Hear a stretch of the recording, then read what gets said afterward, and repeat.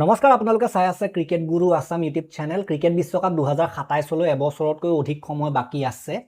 ICCয়ে যিটো ক্ৰিকেট বিশ্বকাপ 2027 সেইটোৰ কাৰণে ভেনিউ বৰ্তমান ঘোষণা কৰিছে, আনুষ্ঠানিকভাৱে ঘোষণা কৰা হৈছে আৰু লগতে যিটো 2027 ক্ৰিকেট বিশ্বকাপৰ লোগো সেইটো প্ৰকাশ কৰা হৈছে, মুকলি কৰা হৈছে, ৰিলিজ কৰা হৈছে।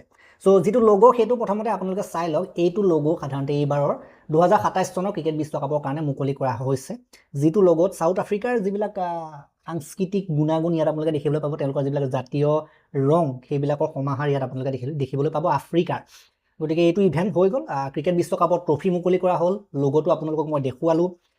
লোগোৰ কথা ক'বলৈ গ'লে বিভিন্ন ক্ৰিকেট বিশ্বকাপত বিভিন্ন লোগো আছিলে। 2007 চনৰ পৰা যদি মই আপোনালোকক দেখুৱাওঁ, আপোনালোকে দেখিবলৈ পাইছে 2007 চনৰ ৱেষ্ট ইণ্ডিজৰ যিটো লোগো আছিলে সেইটো আছিলে এইটো এটা ধুনীয়া লোগো আছিলে। 2011 চন যিটো আমাৰ ভাৰতত হৈছিলে সেইটো লোগোটো যথেষ্ট এটা ধুনীয়া লোগো আছিলে, এটা ধুনীয়া সুন্দৰ বল সাধাৰণতে প্ৰস্তুত কৰা হৈছিলে, বিভিন্ন শৈলীৰে আঁকিছিলে।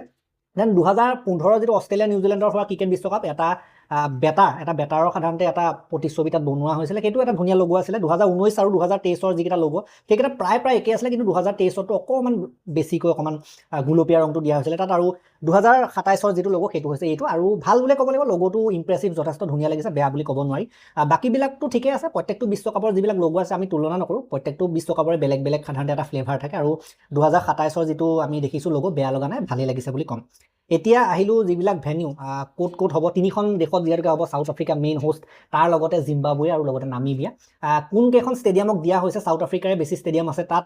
সাউথ আফ্ৰিকাৰ কোনকেইখন আছে চাওক আপোনালোকে, কুগম্পো চিটি, বাফেলো পাৰ্ক সেইখন এখন, দেন কেপ টাউন তাত হ'ব, নিউলেণ্ড বুলিও কয়।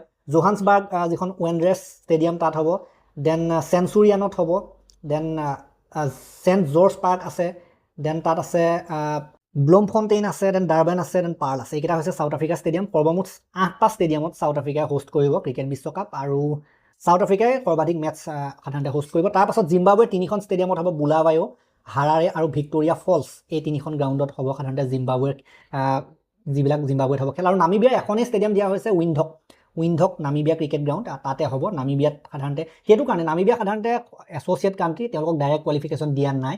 জিম্বাবুৱে আৰু সাউথ আফ্ৰিকা হোষ্ট হিচাপে ডাইৰেক্ট কোৱালিফিকেশ্যন পাইছে, কিন্তু নামিবিয়া সেয়াই এটা ষ্টেডিয়ামেই তাতেই হ'ব।